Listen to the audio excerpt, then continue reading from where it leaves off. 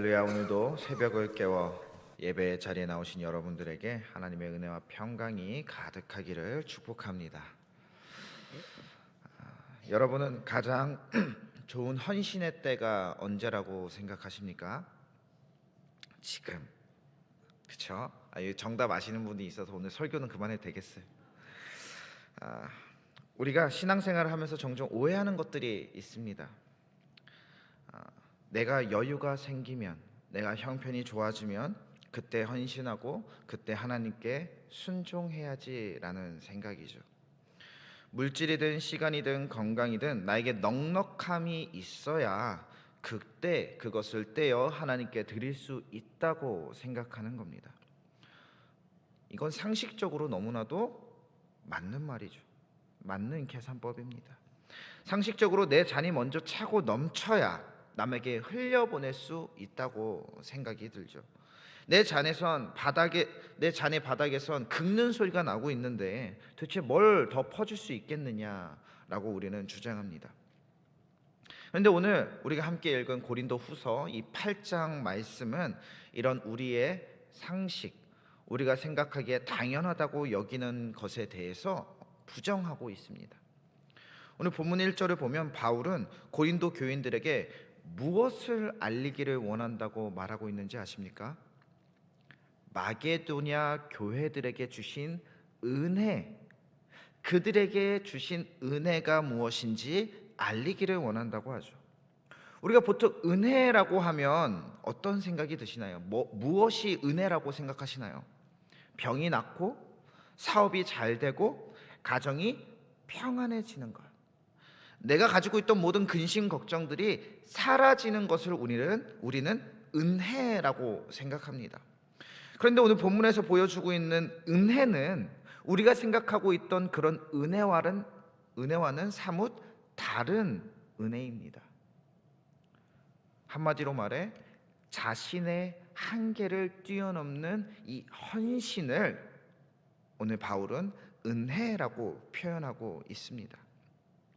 함께 2절 말씀을 읽어보겠습니다. 시작. 환난의 많은 시련 가운데서 그들의 넘치는 기쁨과 극심한 가난이 그들의 풍성한 연보를 넘치도록 하게 하였느니라. 이 말씀을 자세히 보면 두 개의 단어가 아주 대조적으로 등장하고 있습니다. 환난의 많은 시련과 극심한 가난. 당시 그들은 예수님을 믿는다는 이유로 핍박을 당하고 사회적으로 매장당하는 고통 속에 있었습니다. 그런 환난과 시련 중에 그들은 심지어 극심한 가난까지 경험하고 있었다고 하죠. 당장 오늘 먹을 빵 한 조각이 없어서 굶고 있는 현실 속에 있었다는 겁니다. 그런데 정말 이상하게도 이 환난과 극심한 가난이 합쳐졌는데 그 결과가 무엇으로 나타나고 있냐면 넘치는 기쁨과 풍성한 연보라는 겁니다. 이 결과가 이해가 가시나요? 환난과 가난이 합쳐지면 원망과 절망이 나와야 정상 아닙니까? 그게 상식적인 것 아닐까요? 아니면 최소한 환난과 극심한 가난이 합쳐지면 인색함이나 예민함이 우리 삶 속에 나와야 정상인 건데, 하나님 내 코가 석자입니다. 제가 누굴 도와줍니까? 저부터 좀 살려주세요. 나 좀 살려주세요. 하나님, 내가 누굴 지금 돕겠습니까? 이렇게 울부짖어도 모자랄 판인데 그들은 지금 예루살렘 교회 기근 소식을 들었을 때 힘에 지나도록 자원하여, 그러니까 자신이 할 수 있는 것을 넘치도록 힘에 지나도록 자원하여 헌금을 했다고 합니다. 도대체 무엇이 그들을 이렇게 만들었을까라는 겁니다. 그들의 성품이 원래 남달리 착해서 그랬던 걸까요? 그들이 뒷일은 생각 안 하는 대책 없는 사람들이어서 힘에 지나도록 자원하여 헌금을 했던 것일까요? 아니죠. 오늘 1절 말씀처럼 그들에게 하나님의 은혜가 임했기 때문에 그들에게 그런 힘이 생겨난 겁니다. 은혜는 환경을 바꾸기 이전에 그 환경을 바라보는 우리의 눈을 바꾸기 때문입니다. 상황을 해석하는 우리의 생각을 바꾸기 때문이죠. 그래서 은혜가 임하면 내가 가진 것이 내 것이 아니라 주님의 것임을 깨닫게 되고 주님의 것을 잘 사용하는 방법을 알게 되는 겁니다. 우리는 여기서 아주 중요한 질문을 하나 던져야 합니다. 어떻게 내 삶이 바닥을 치는 그런 상황 가운데서도 남을 돕는 풍성함이 나올 수 있는가? 내 상황도 이제 절망적인데 어떻게 남을 생각할 수 있는가? 여기에는, 이 질문에는 핵심이 있습니다. 그 마게도냐 교회들은 단순히 돈을 드린 게 아니라 그들은 먼저 자신을 하나님께 드린 겁니다. 왜냐하면 헌금은 내 재력에서 나오는 것이 아니라 하나님께 드려진 나의 온전한 마음에서 나오는 것이기 때문이죠. 이 아프리카 선교의 아버지라고 불리는 이 데이비드 리빙스턴이라는 사람이 있습니다. 이 사람은 자신의 일기장에 이렇게 기록하고 있습니다. 나는 내가 가진 그 어떤 것도 그것이 하나님 나라와 관계되어 있지 않다면 아무런 가치를 두지 않겠다. 내가 가진 그 어떤 것이라도 하나님의 나라를 위해 쓰일 때 비로소 가치를 지닌다. 이 사람은 자신의 생명조차 아까워하지 않으며 아프리카 선교를 했습니다. 왜냐하면 그는 이미 자신을 하나님께 드렸기 때문이죠. 마게도니아 교인들이 바로 이러했다는 겁니다. 그들은 하나님, 이 물질은 내 소중한 생명줄입니다. 당장 이 빵 한 조각 없으면 난 죽을지도 모릅니다. 그러나 제 인생이, 제 삶이 주님의 것이니 내가 가진 이 물질도 전부 주님의 것입니다. 주님의 필요하신 곳에 내가 이 물질 드리겠습니다. 고백하며 장원한 겁니다. 예수님께서 성전에서 칭찬하셨던 한 가난한 과부가 있죠. 마가복음 12장에 나타나는 말씀인데, 부자들은 풍족한 중에 헌금을 했지만 이 과부는 가난한 중에 자기의 모든 소유, 생활비 전부를 하나님께 드립니다.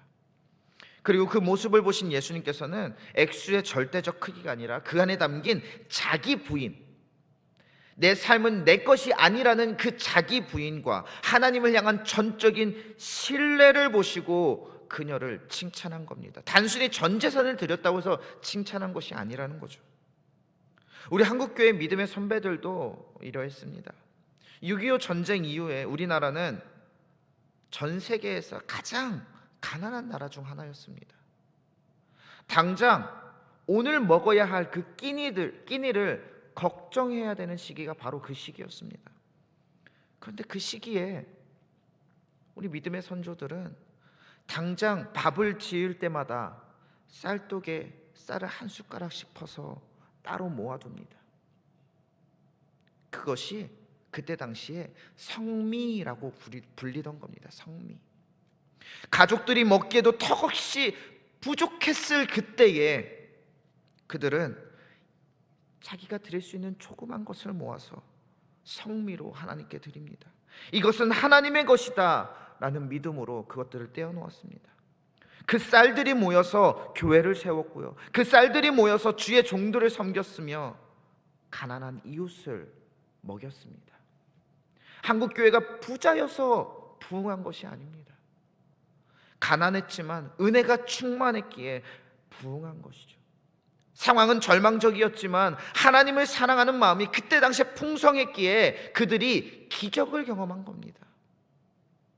여러분은 어떠신가요? 혹시 마게도냐 교인들처럼 환난과 시련, 극심한 가난 가운데 혹시 놓여 있지는 않으십니까?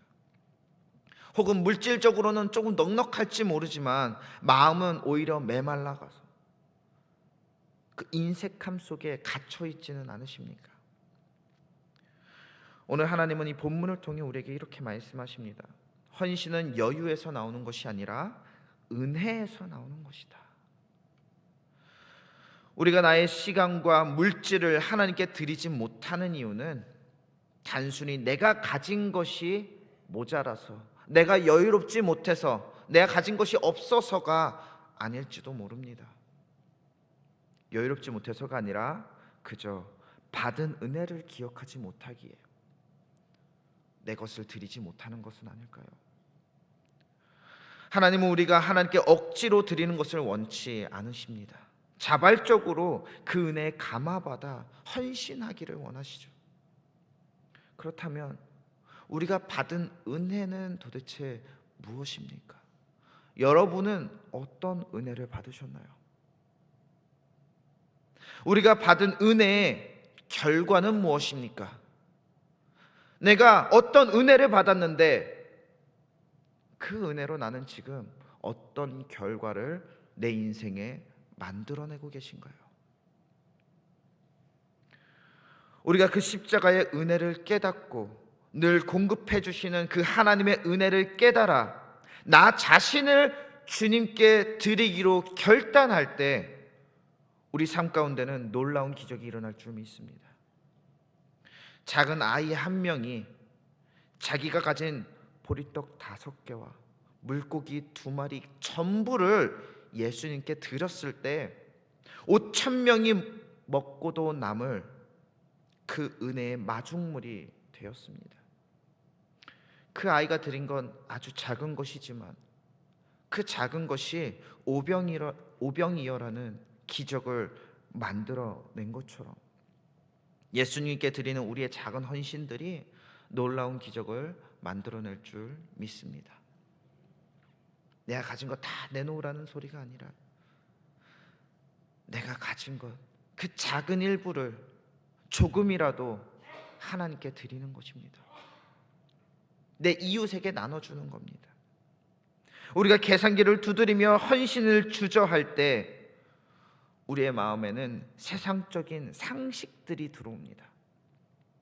내 상식으로는 이렇게 하면 어떤 또 안 좋은 일들이 벌어질까?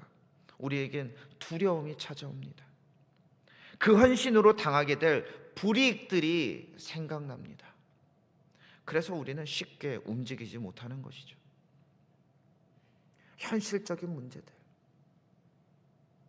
그러나 하나님은 우리를 곤고하게 하시려고 요구하시는 분이 아니라는 사실을 믿을 수 있기를 바랍니다. 하나님은 우리가 더 가난해지고 우리가 더 힘들어지고 더 괴로워지게 만들기 위해서 우리에게 헌신을 요구하시는 분이 아니심을 믿을 수 있기를 바랍니다.